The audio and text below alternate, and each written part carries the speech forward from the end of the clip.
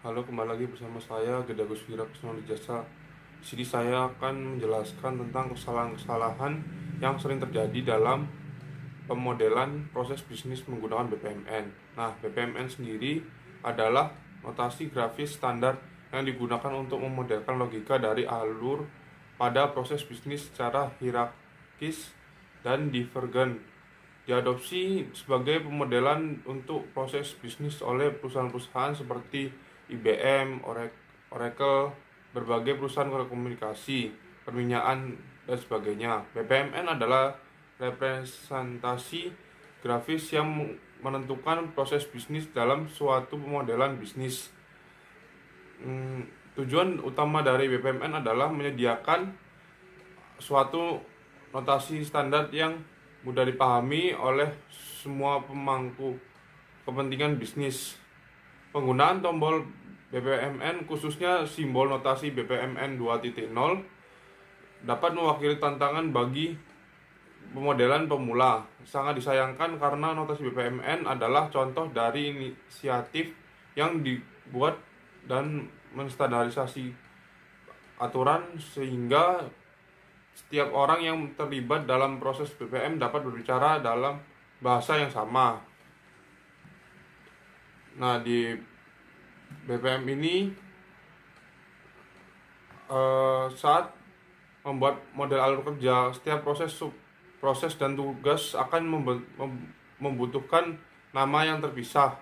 Oleh karena itu, 5 kesalahan umum berikut ini berlaku untuk masing-masing dari 3 kategori ini. Yang pertama, ada nama itu tidak ada artinya.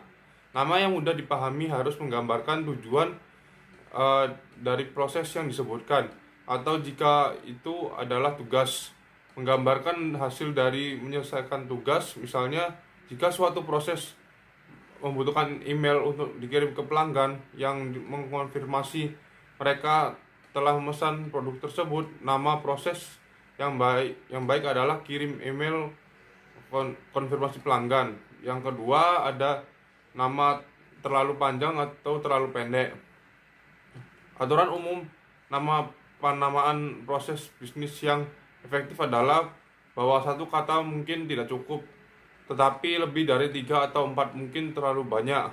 Dalam contoh email konfirmasi di atas, kirim email terlalu pendek dan terlalu luas untuk berguna sementara.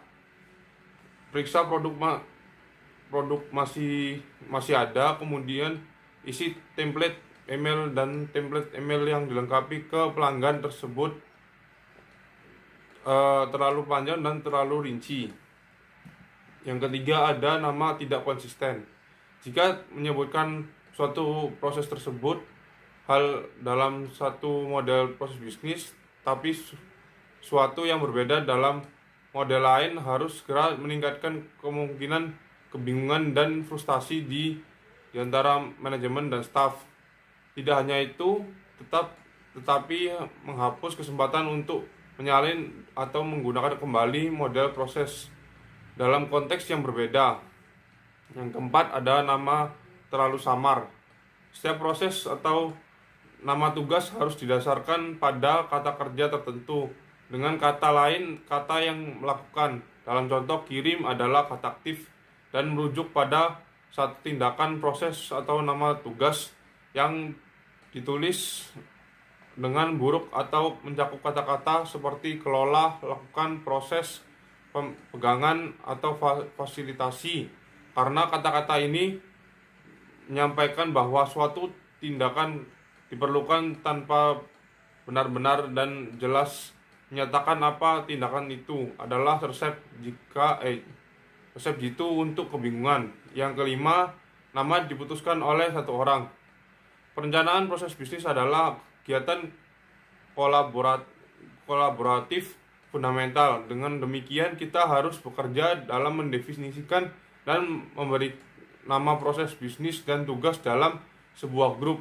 Meskipun dapat menjadi sumber daya intensif, ini membantu semua karyawan dan manajemen dalam suatu organisasi (atau setidaknya di bidang bisnis yang relevan). memahami alasan di balik setiap nama, memutuskan nama secara kolaboratif, memastikan tim sepakat tentang apa tujuan akhir dari setiap proses dan tugas sebenarnya. Nah, setelah itu ada juga BPMN. Ini menggunakan konsep yang dikenal sebagai swim lanes untuk membuat partisipasi dan atau mengatur kegiatan. Nah, di swim lanes ini ada dua, yaitu pool dan lane. Yang pool itu adalah mewakili peserta dalam B2B, diagram bisnis proses interaktif. Yang lanes itu merupakan sub partisi untuk objek dan pool. Nah, di BPMN ini terdapat 10 kesalahan yang paling umum dalam penggunaan simbol-simbol BPMN. Yang pertama, menggunakan aliran pesan antar jalur-jalur dari kumpulan yang sama. Yang kedua, ada menggunakan aliran urutan antar kumpulan. Yang ketiga, ada memasukkan awal dan lupa mengidentifikasi akhir. Yang keempat, ada menyajikan peristiwa perantara yang dikecualikan dari aliran proses. Yang kelima, ada menggunakan anotasi untuk menentukan aliran proses. Yang keenam, menghubungkan gateway tanpa menggunakan aliran urutan. Yang ketujuh, memasuki akhir dan lupa untuk mengidentifikasi setidaknya satu pemulaan. Yang kedelapan, ada menggunakan awal aliran di kolam dan akhir dalam kurun dari aliran yang sama di yang lain. Yang kesembilan, ada sebuah tugas terputus dari sisa proses. Yang ke-10, ada teks 3 tidak terus berakhir dalam proses. Kesimpulan dari BPMN ini adalah Business Process Model Annotation adalah notasi grafis standar yang digunakan untuk memodelkan logika dari alur pada proses bisnis secara hierarkis dan divergen. BPM ini digunakan oleh analisis bisnis dengan tujuan bukan untuk implementasi, tapi lebih ke arah penyajian kebutuhan yang akan diberikan kepada analisis IT dan software development. Sekian dari video saya, terima kasih.